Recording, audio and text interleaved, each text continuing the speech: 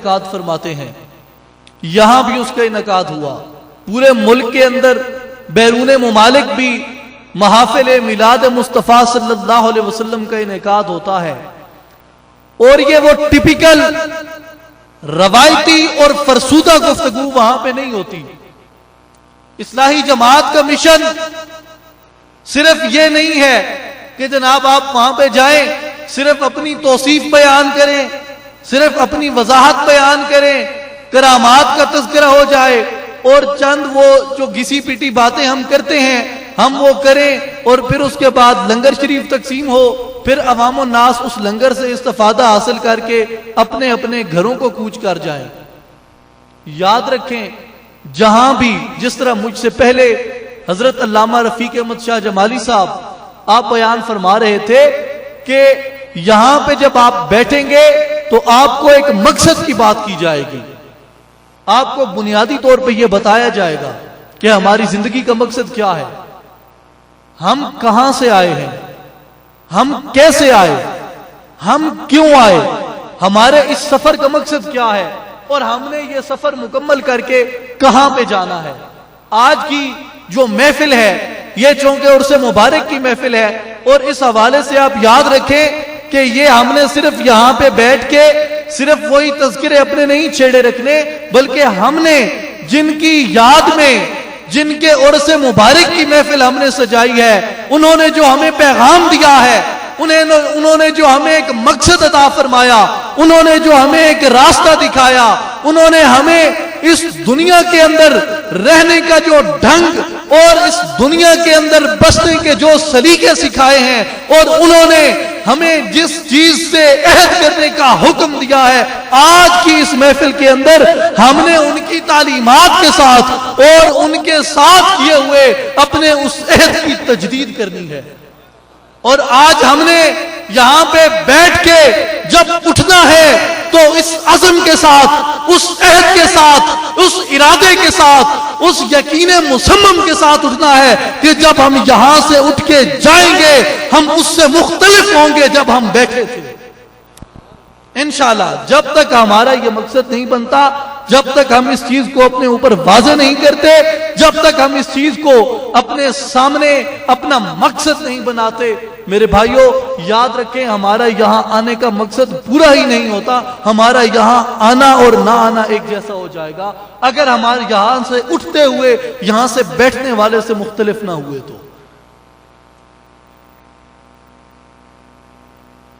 کیونکہ آپ دیکھیں اس وقت جو انسانی معاشرے کی صورتحال ہے، اس وقت جو ملت اسلامیہ کی زبوں حالی ہے، آپ کبھی اس کا تجزیہ کریں، آپ کبھی اس کو غور سے دیکھیں، آپ کبھی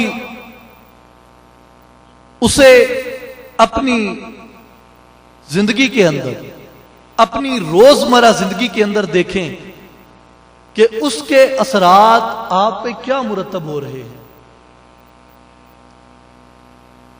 یہاں پہ جو خلیفۃ اللہ کی، اللہ کے نائب کی، جس کے سر پہ اللہ کی خلافت کا تاج ہے، جس کے ماتھے پہ اللہ کی نیابت کا صحرا ہے، جو مسجود ملائک ہے، جو حضرت انسان ہے، آج یہاں ہم معاشرے کے اندر اس کی درگت کیسے بنا رہے ہیں، آج اس معاشرے میں اس کی تذلیل کیسے ہو رہی ہے، آج اس معاشرے میں وہ رسوا کیسے ہو رہا ہے، آج اس معاشرے میں وہ ذلیل کیسے ہو رہا ہے. کبھی اس کو سوچیں، اپنی روزمرہ زندگی کے اندر اس کو سوچیں.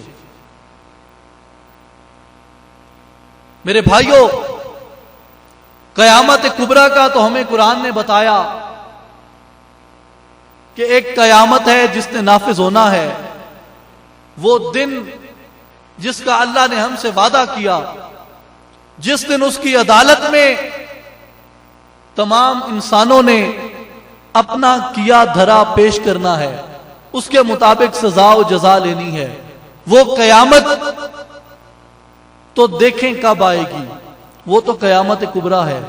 لیکن اگر آپ آج انسانیت کی اس نفسا نفسی کو دیکھیں، مادیت کے اندر جس طرح انسان گر چکا ہے، اور جس طرح کہ قیامت کے بارے میں کہا گیا کہ وہاں نفسا نفسی کا عالم ہوگا، بیٹا والدین کا نہیں ہوگا، اولاد والدین کی نہیں ہوگی، بہن بھائی کے نہیں ہوں گے، بھائی بہن کے نہیں ہوں گے، کوئی کسی کو جانے گا نہیں، ہر کسی کو اپنی اپنی پڑی ہوگی، ہر کوئی اپنی تگ و دو میں لگا ہوگا، دوسرے کی فکر کسی کو نہیں ہوگی، اس کا بس چلے تو وہ اپنا عذاب اس کے اوپر منتقل کر کے اپنے راستے کو صاف کرنے کی کوشش کرے.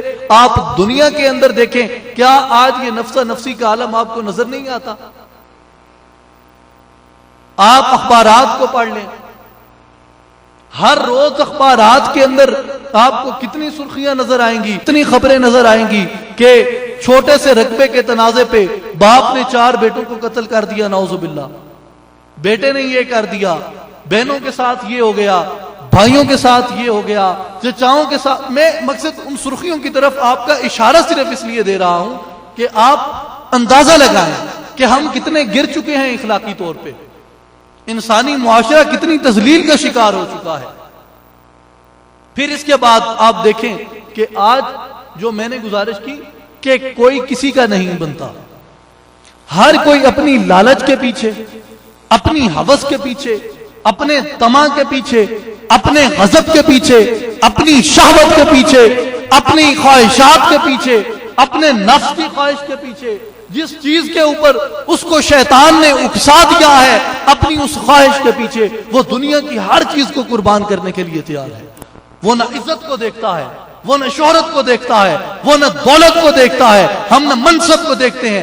ہر چیز کو پسے پشت رکھ کے ہم صرف اپنی خواہش کی تکمیل کے لیے ہم یہ چاہتے ہیں کہ پوری دنیا اگر قربان ہوتی ہے تو ہو جائے، لیکن میرے نفس کی اس خواہش کو پورا ہونا چاہیے. کیا یہ درست ہے؟ کیا یہ ہمارے اعمال ٹھیک ہیں؟ کیا یہ ہم ٹھیک ڈگر پہ چل رہے ہیں؟ کیا یہ ہم نے ٹھیک راستے کو اپنایا ہوا ہے؟ کیا یہی ہمارے سامنے صراط مستقیم ہے؟ کیا یہی ہمارے اسلام کا درس ہے؟ کیا ہمارے نبی نے ہمیں یہی بتایا تھا؟ کیا ہمارا قرآن ہمیں یہی بتاتا ہے؟ میرے بھائیوں، میرے بزرگوں، میرے دوستوں، میری ماؤں، میری بہنوں، آج اس چیز کو سمجھیں، آج اس چیز کو سوچیں، آج اس چیز پہ غور کرنے کی ضرورت ہے، آج اس چیز پہ توجہ کرنے کی ضرورت ہے، آج اس چیز کے اوپر ہمیں اپنی نگاہوں کو مرکوز کرنے کی ضرورت ہے کہ آخر ہمارے لیے صحیح راستہ ہے تو وہ راستہ کیا ہے؟ ایک سوال. اور دوسرا سوال یہ ہے کہ یہ جو ہم نفسا نفسی کے عالم میں پڑے ہوئے ہیں، ہمیں اس سے چھٹکارا کیسے ممکن ہے؟ جو انسانیت کی تذلیل ہو رہی ہے، اس تذلیل سے چھٹکارا کیسے ممکن ہے؟ ہم اپنی اس مقام حقیقی پہ کیسے پہنچ سکتے ہیں؟ اور یہ جو بنی نوع انسان کا معاشرہ ہے، جس کو عیال اللہ کہا گیا ہے، جس کو اللہ کا کنبہ کہا گیا ہے، اللہ کا یہ کنبہ متحد اور خوبصورت کیسے بن سکتا ہے؟ ہماری کوشش، ہماری کاوش، اصلاحی جماعت کا پیغام جو ہے وہ اسی لیے دنیا کے اندر منفرد ہے، وہ اسی لیے دنیا کے اندر ممتاز ہے، اسی لیے دنیا کے اندر اس کی مثال نہیں ملتی. کیوں کہ ہم کسی ایک فرقے کی، کسی ایک مسلک کی، کسی ایک قبیلے کی، کسی ایک نسل کی بات نہیں کرتے، بلکہ ہم پوری عالم انسانیت کو اس پرچم کے نیچے جمع کرنے کی بات کرتے ہیں جو پرچم مکے کی وادیوں سے میرے مصطفیٰ کریم علیہ السلام نے بلند فرمایا تھا.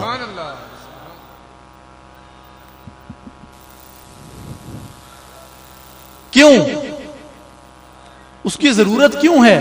اس لیے کہ یہ ساری کی ساری کائنات یہ اللہ کا کنبہ ہے. سبحان اللہ. یہ ساری کائنات اللہ کا کنبہ ہے، اور ہم نے اس کنبے کو منظم کرنا ہے، اس کنبے کو منتشر نہیں کرنا، اس کنبے کے انتشار میں اضافہ نہیں کرنا. اب پہلا جو میں نے گزارش کی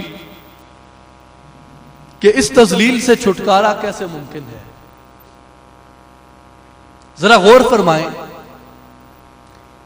آج میں آپ سب کی بات کروں گا. آپ کو اپنے اندر دیکھنا ہوگا، اپنے اندر جھانکنا ہوگا. وہ ایسے